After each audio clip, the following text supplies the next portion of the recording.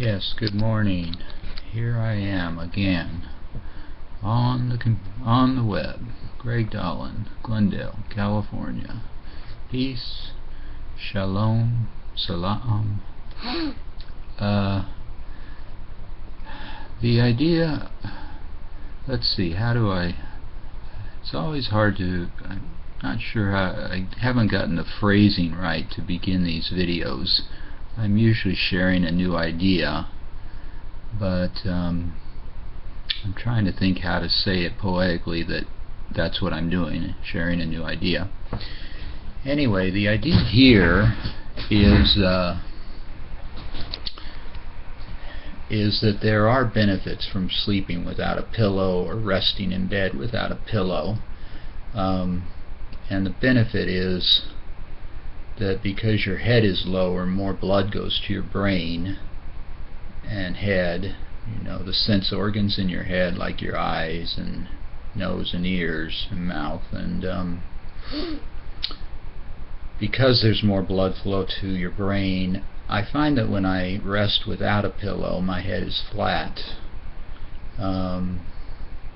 You understand why more blood goes to your brain, because your head is lower, and or stays in your brain because your head is lower, and thus gravity causes more blood to stay in your brain. I think the blood stimulates the brain and you think better. And I do a fair amount of lying in bed and thinking, and I'm very aware that when I put the pillow to the side, go flat, my thoughts are less kind of fragmented. My brain feels better physically because there's more blood there, and actually my eyes feel better too. I struggle with eye tension and discomfort, and when I put the pillow to the side, there's going to be more blood flow to my eyes, more blood staying in my eyes, and thus my eyes feel better. So I guess basically, if you never, now it can be a little uncomfortable too, to put the pillow aside. There is something that feels good about having your head raised. I guess it's because your neck is being stretched more, and yet that can be a good thing, because I think people consider that a longer neck is attractive, so that's not necessarily a bad point. But I have found that sometimes when I go without a pillow, my legs hurt or my hip hurts. I think it's because your head is sort of, if you're lying on your side, your head is kind of pulling down and to one side or the other, and thus it's sort of bending your body farther down. That pull at one end kind of bends up your body at the other end, and it can strain your legs. In that case, I usually put the pillow back for a while and then maybe later return to resting without a pillow. But it can feel kind of good to go without a pillow. You feel very flat. I don't know, I guess I'd have to try to think in words. This flat feeling, this feeling of being perfectly flat, not having your head raised. I'm not quite sure why that feels good, but it does. Gosh, I guess I should have tried to put that in words before I started the video. But it's a little bit like, well, part of it is that every part of you is touching the bed and or the mattress. That feels kind of good. And maybe feels good that your whole body is even, like every part of your body is touching the very same surface underneath you, and that feels kind of good.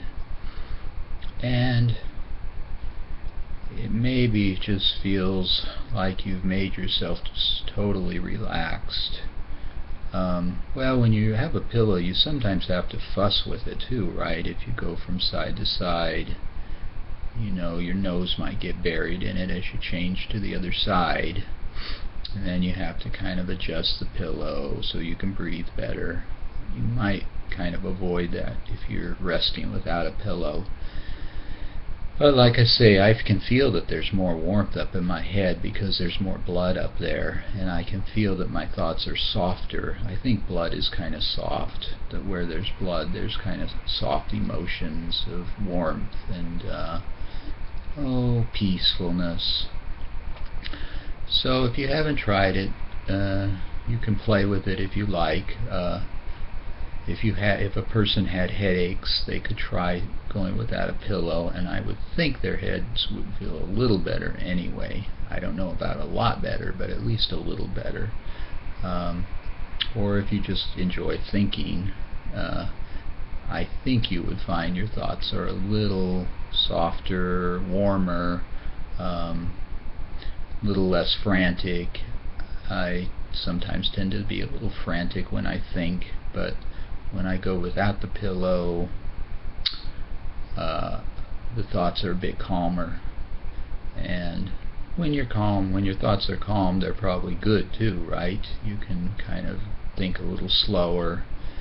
So if you feel like it, play with it. It's an option for you. You can see why to do it. I know with my mom, her doctor has her sleeping with her feet raised, which keeps more blood in her heart, and I think the idea would be that, I can't remember why, if she has a weak heart or what, but it's probably the same principle, that you're keeping more blood in your heart, which is stimulating to your heart and calming to your heart. So gosh, if I think about it now, I've often wished I could hang sometimes upside down, because then you get a lot of blood to your brain, and you ought to have different thoughts if you're getting more blood to your brain.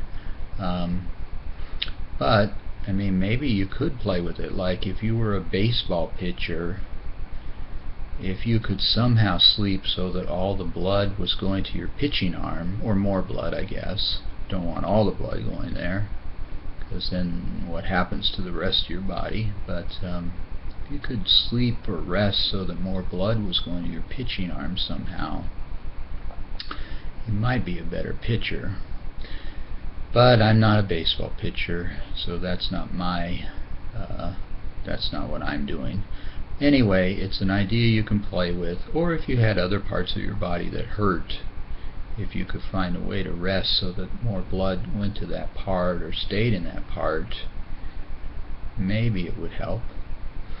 So anyway, play with it if you like, or tell a friend about it, and if it helps you or you have some interesting thoughts about it, leave me some comments, and thanks for listening.